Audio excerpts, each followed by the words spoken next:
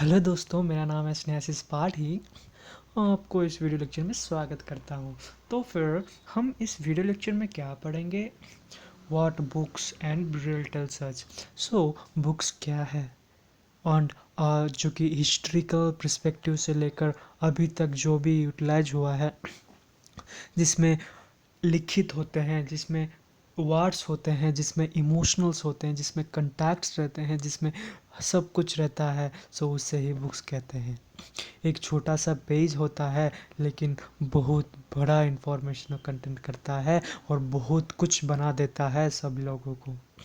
तो फिर आप भी बुक्स एडिक्टेड है, तो फिर आप भी एक बुक का दीवाना है, तो फिर आप ज़रूर इस वीडियो देखिए।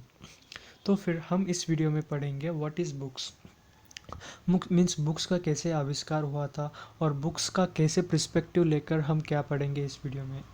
सो अगर देखें, the oldest book known as overall the world is suppose to be that of the Vedas. So पहला बुक है जो कि इन्वेंशन हुआ है अभी तक, जो भी हिस्टोरिकल पर्सपेक्टिव से लेकर मॉडर्न पर्सपेक्टिव तक, जो कि पहला बुक है जो कि known to the all the world is the Vedas. So पहला है जो कि वेदास, श्याम वेदा, अथर्ववेदा, यजुर्वेदा। एक बहुत अच्छा श्लोका भी है मेरा मन में, नैनम चिन्नन्ति शस्त्राणि नैनम ददति पावतः, जो कि भगवत गीता में लिखा गया था।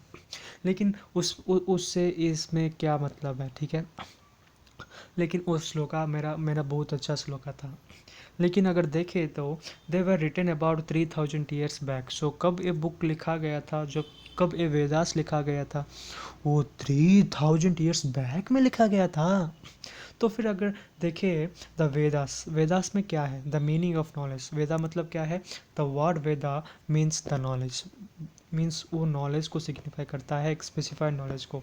अगर देखें तो the Vedas are Rigveda, Samaveda, Yajurveda and Atharvaveda, Yajurveda and Atharvaveda, ठीक है। अगर देखें द ऋग्वेदा, ऋग्वेदा क्या है? एक ओल्डेस्ट वेदा है। It was compose about 3500 years ago. ये कब कंपोज हुआ था? 3500 ईयर्स एगो में कंपोज हुआ था। जिसमें क्या लिखा गया था?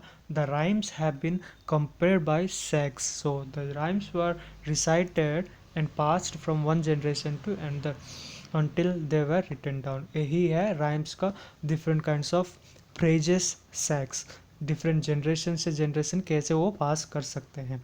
अगर देखें द राइम्स क्या है, तो राइम्स RYHYM हेम्स, जो कि राइम्स बोला जाता है in phase of different gods such as Indra the god of warrior, Agni the god of fire, Varuna the god of sky and many other.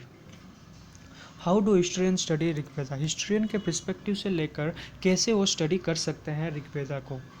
While studying about the past, historian examined written sources. They studied Rigveda, most of the rhymes in Rigveda in the form of dialogue. So dialogue के form में most of the rhymes होते हैं।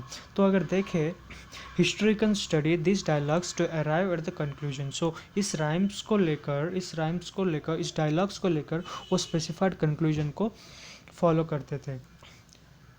What does it tells about prayers and battles? Prayers and battles के बारे में वो क्या बोलता था ऋग्वेदा में? So most of the prayers in the Rigveda are for cattle, children and horses. Horses were yoked and carrot used by in battle. Battles aimed to capture cattle, land, pasture and people.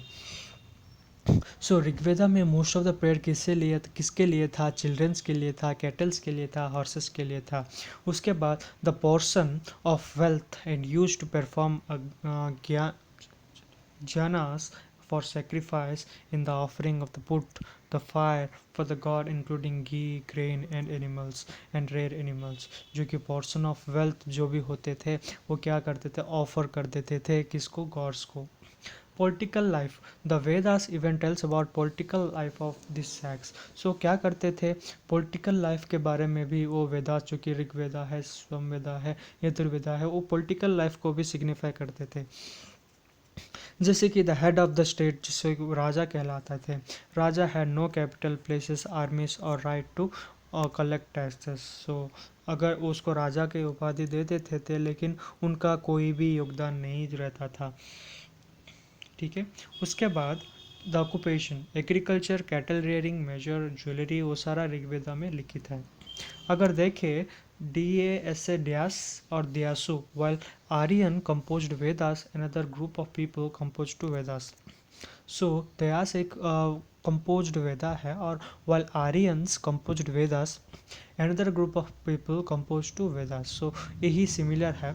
तो फिर अगर देखें तो they वर दयास और slaves भी बोला जाते हैं, जो कि कंपोज करते थे आर्यंस के रूप में वेदास को।